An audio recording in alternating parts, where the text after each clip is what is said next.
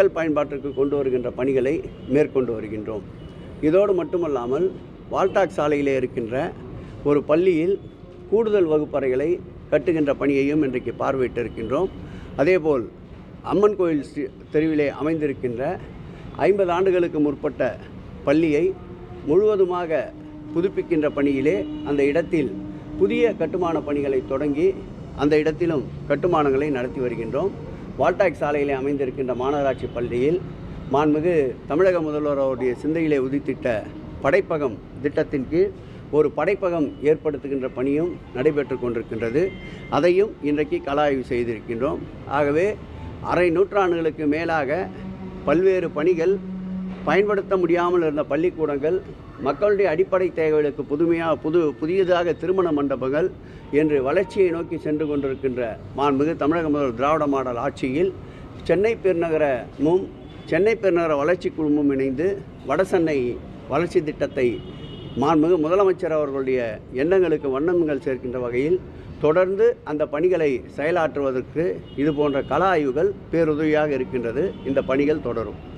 நேற்று முன்தினம் எடப்பாடி பழனிசாமி பொதுக்கூட்டத்தில் பேசும்பொழுது தன்மானம் தான் முக்கியம், ஆட்சி அதிகாரம் முக்கியம் இல்லை அப்படின்னு சொல்லியிருந்தார். அதே நேரம் டெல்லிக்கு செல்லக்கூடிய நான் சிபி ராதாகிருஷ்ணனை தான் சந்திக்கிறேன், ஒன்றிய உள்துறை அமைச்சரை நான் சந்திக்கலை, பத்திரிகைகள் தவறான செய்தியை வெளியிடுறாங்கன்னு சொல்லியிருந்தார். மறுநாளே அமித்ஷாவை சந்திச்சிருக்காரு, கைக்குட்டையை மூஞ்சியை மறைச்சிட்டு வந்திருக்காரு. இது எப்படி பார்க்கலாம்? சொல்லுக்கும் செயலுக்கும் சம்பந்தமில்லாத ஒரு கட்சியினுடைய தலைவராக இன்றைக்கு மாண்புமிகு எடப்பாடி பழனிசாமி அவர்கள் திகழ்ந்து கொண்டிருக்கின்றார்கள்.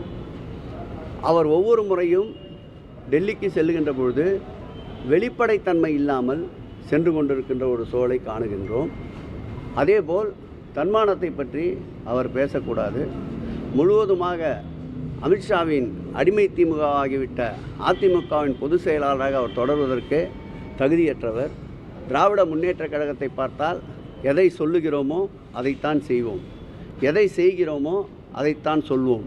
எதையும் வெளிப்படையாக திறந்த புத்தகமாக திராவிட முன்னேற்றக் கழகம் நின்று கொண்டிருக்கின்றது.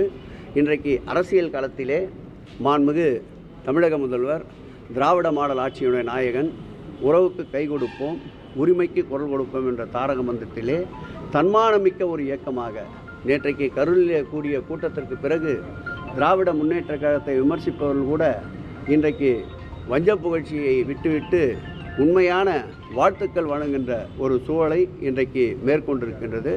திராவிட முன்னேற்ற கழகம் பெரியாருடைய தன்மான பாதையிலே, பேரறிஞர் அண்ணாவுடைய அறிவாற்றலிலே, மாண்புமிகு முத்தமிழ் வித்தகர் மறைந்தும் மறையாமல் வாழ்ந்து கொண்டிருக்கின்ற சமூக போராளி அவருடைய வழிகாட்டுதலில் சமூக நீதி காக்கின்ற தலைவராக திராவிட மாடல் ஆட்சியினுடைய நாயகன் மீண்டும் 2026ஆம் ஆண்டு தன்மானத்தோடு நிச்சயம் 2வது முறையாக முதல்வர் ஆவார்.